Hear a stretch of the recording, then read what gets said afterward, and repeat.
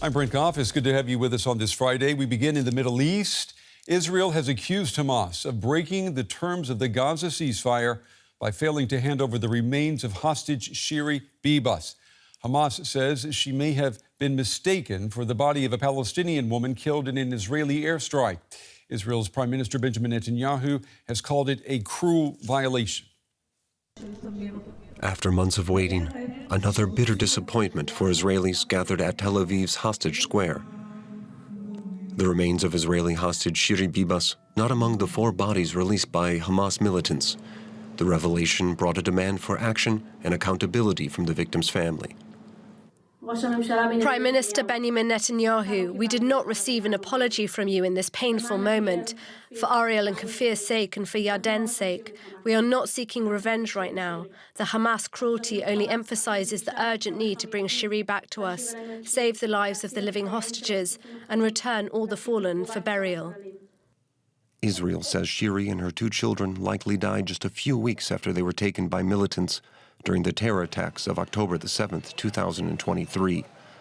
But Israeli investigators reject Hamas's assertion that the 3 were killed in an Israeli airstrike, alleging instead they were killed by their captors.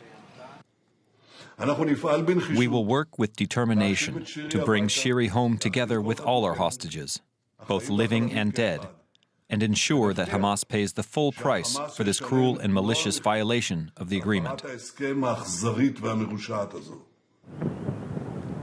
The militants maintain Shiri and her children were killed during an Israeli airstrike. They say the mother's body was likely misidentified when it was recovered from the rubble, and have requested the return of the Gazan woman. They also reaffirmed their commitment to further exchanges. But these latest complications have raised fears the release of 6 more hostages scheduled for this Saturday could be delayed, leaving those back at Hostage Square with little option but to wait and hope. All right, I want to go now to our correspondent, Emily Gordine in Jerusalem. Emily, what has been the reaction to what we've seen today? Well, Brent, yesterday was really a day of sadness and of a day of mourning, really, in Israel. And today that has turned to a degree to anger, as expressed by Benjamin Netanyahu himself, who said that there would be revenge for Hamas's cruelty. Now, this stands in somewhat of a contrast to what the sister-in-law of Shiri Bibas has said. She's come out saying that the news of the missing body of Shiri Bibas has brought, quote, profound grief to the family, and that the family, quote, does not seek revenge at this point. Really some devastating news there, and made the situation worse as it is. And also, if you add to that the news that the forensic investigation has come out with today, that the 2 children, Ariel and Kafir, were both, according to this investigation, murdered by Hamas. This in contrast to what Hamas has claimed, namely that the 2 kids and their mother were killed in an Israeli airstrike. So ultimately, another devastating day in Israel, and the question, of course, grows as to what impact will this have on the ongoing ceasefire and the ongoing the negotiations, really, that are meant to start for the 2nd phase of the deal on Thursday. Yeah, and we know there's another hostage prisoner exchange planned for next Saturday, but considering all that has happened in the last few days, can we expect that exchange to happen?